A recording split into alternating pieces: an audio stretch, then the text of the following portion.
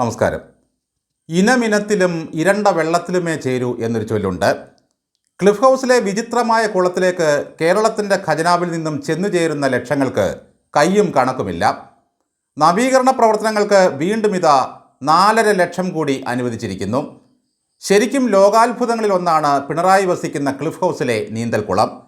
ഈ കുളത്തിൽ നീന്തി തുടിക്കുന്നത് അപ്സര കന്യകമാരാണോ പിണറായി കുടുംബമാണോ എന്ന് നല്ല നിശ്ചയമില്ല. ഒരു 100 രൂപ കൂടി കൂട്ടിത്തന്നാൽ ഞങ്ങളെ സമരം നിർത്തി പണിയെടുത്ത് ജീവിച്ചോളാമെന്ന് പറഞ്ഞത് ആശാസമരക്കാരാണ്.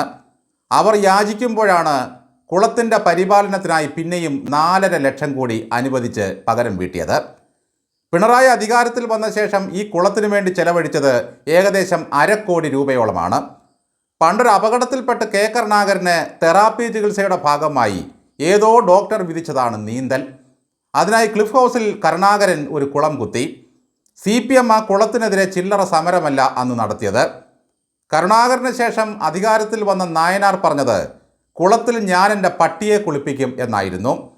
നായനാർ പട്ടിയെ കുളിപ്പിക്കാൻ നീക്കിവെച്ച കുളത്തിലാണ് ഇപ്പോൾ പിണറായി കുടുംബത്തിൻ്റെ നീരാട്ട്.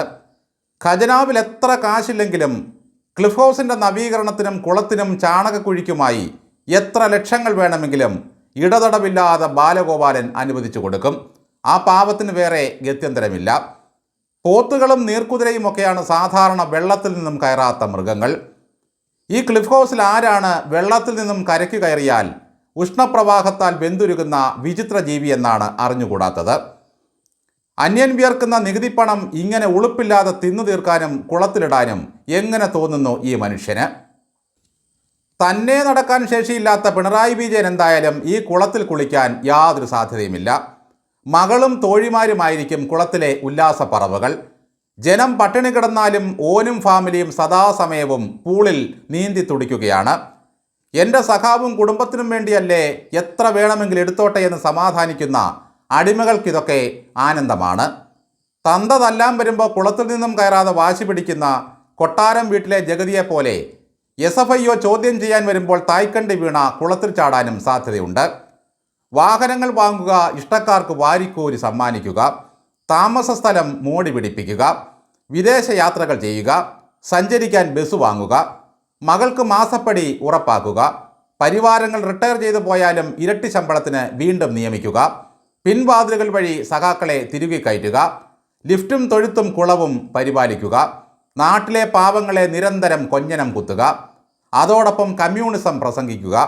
ഇതൊക്കെയാണ് ഈ കപട കമ്മ്യൂണിസ്റ്റുകാരൻ്റെ പ്രധാന ഹോബികൾ. ക്ലിഫ് ഹൗസിലെ മുറികൾക്ക് വലിപ്പമില്ലെന്നുള്ള പരാതി കേറിയ കാലം മുതൽ പറയുന്നതാണ്. ഒരു 100 കോടി ചിലവാക്കി അതൊന്ന് പൊളിച്ചു പണിതാലോ എന്ന് ആലോചിക്കണം. 3ാം ഭരണം കിട്ടിയാൽ തീർച്ചയായും അത് നടപ്പിലാക്കും. എല്ലാ ആഗ്രഹങ്ങളും സാധിച്ചിട്ട് വേണം മടക്കയാത്ര. ഈ കുളത്തിൽ വെള്ളമാണോ പനിനീരാണോ നിറച്ചിരിക്കുന്നത്, അതോ റോസ് വാട്ടറാണോ? ഇതിൻ്റെ പടവുകൾ വെണ്ണക്കല്ലുകൊണ്ടോ കൃഷ്ണശില കൊണ്ടോ?